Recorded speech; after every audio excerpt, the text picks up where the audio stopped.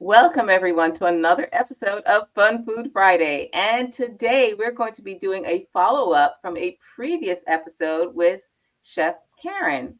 If you recall, we were doing fermented carrots because we're talking about all the fantastic benefits that you can get from eating fermented foods. And a lot of times people just want to know what is it that they can do other than popping 50 million supplements. Chef Karen came to the rescue and taught us about how to prepare the fermented carrots, but we had to wait. So I'm going to pass it over to Chef and tell us, what are we looking at now? There we go. So if you remember, if you watched the other recording, um, it was really simple to do, and we just put salt in some warm water, dissolved it, and then put the sliced carrots. You can slice them any shape. This is just what I chose, and I put some ginger in there, and then I had the the airlock cap, but you don't even have to have that. You could do it just like this, just burp it every once in a while. But it was that simple. And then I let it, I've got some bay leaves in here. Um, and then to keep the carrots kind of firm. And that was it. And then I let it sit for 2 weeks. And they are, and then I put it in the refrigerator because they were done. Like, but they're so good. They're like, I've been having to ration them so I would have some for this show. But Well, thank you for holding back and allowing us to see what they look like. And you'll remember that when you first did it, you had to like jam those carrots in. I So I did. guess have released some of the water from the carrots themselves, and they've kind of shrunk down and they're swimming now in a lot more of a brine, I guess you would call it. Well, part of that is because I ate quite a lot, Oh, so there's more room. okay, well, that's the real secret of why it looks so loose there, ladies and gents. Forget everything that you said. I was trying to cover up for Karen. You have to taste it though to make sure it's like you like it. You know, like if you don't want it too fermented, you taste it. Open it after a week, taste it, and if you want it Mhm, a little more sour tart, just leave it.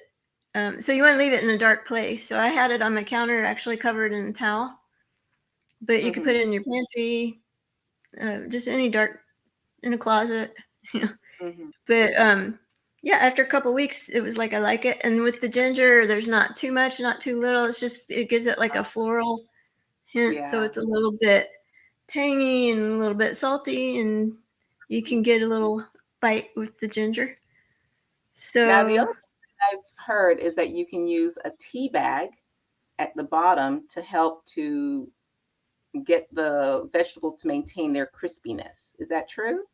yeah, it's the same thing as the same reason we put the bay leaves in there. That's Mm, it has tannins in it, so yeah. that helps it keep firm. Yeah. Mhm. So now, how So long can this last in the refrigerator?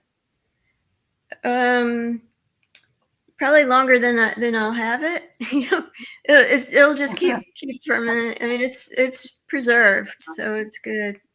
Yeah. But Mm. yeah, I've kept stuff like this for like maybe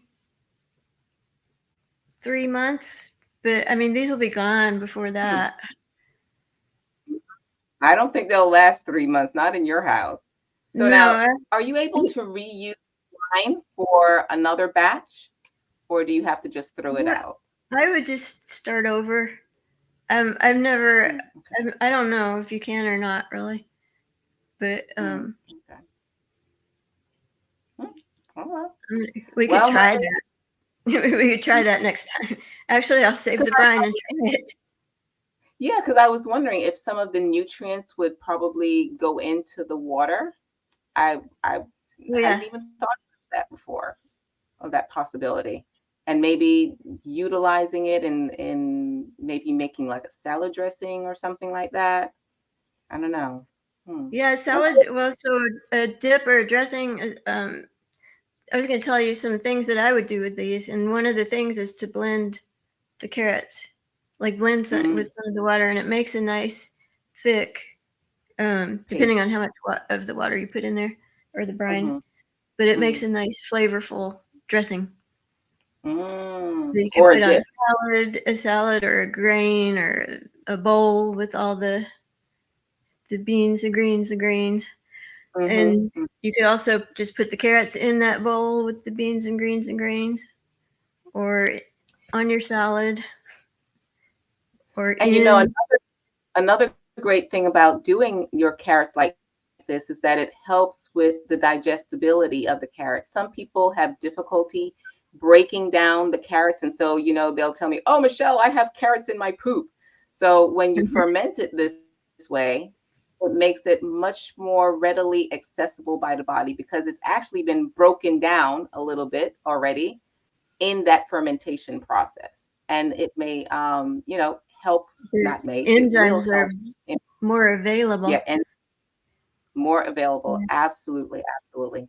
Well, my dear Karen, thank you so very much for giving us the resolution to the cliffhanger. And now we can rest in peace knowing what happened to the carrots. Okay, Ladies and and I'll gentlemen, eat. I'm gonna eat these, and I'll put more carrots in there and report back next time. on how good they were. In fact, the report next time will just be an empty jar. Oh my gosh. So I look forward to you guys really trying these ferments. As she was saying, you can use carrots, you can use turnips, you can use rutabaga, all of your different root vegetables can be used in this type of preparation of creating a ferment. Until next time, my beautiful ladies and gents.